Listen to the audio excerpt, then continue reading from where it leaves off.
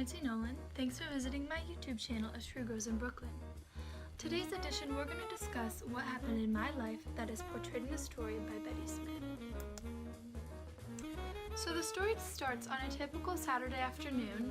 Me and my brother are doing some chores for our mom, and then I stop at the library and pick up a book to read in the fire escape, and I look out among the tree of heaven, which is my favorite tree.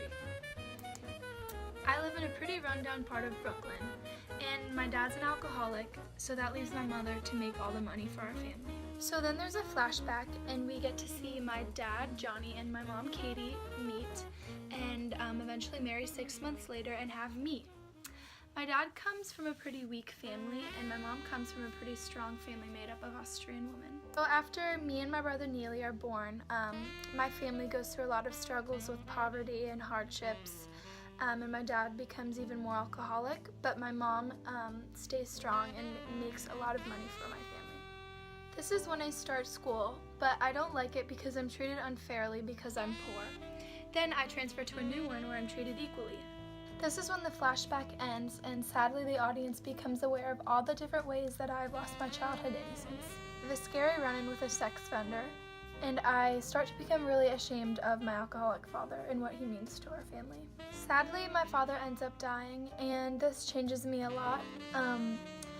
I stop believing in God, and I start to fill my journal with a lot of sad and somber entries, and all the earlier journals that I had written, which were very happy, I burned. However, I'm still very sensitive and care for my mother.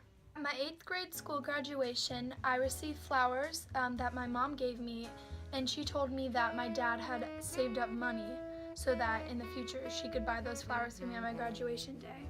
And at this moment is when I fully and properly grieve the death of my father and all the different ways that I've lost my childhood innocence. After 8th grade, I start working instead of my brother to support our family, and I don't get to go to high school. Finally, I meet a young lad named Ben Blake, who I think is going to be the one. And a nice gentleman named Sergeant McShane asks my mom to marry him, and I get to go to the University of Michigan. At this moment, I'm fully and ultimately free from the life of struggle and hardship I had in the past.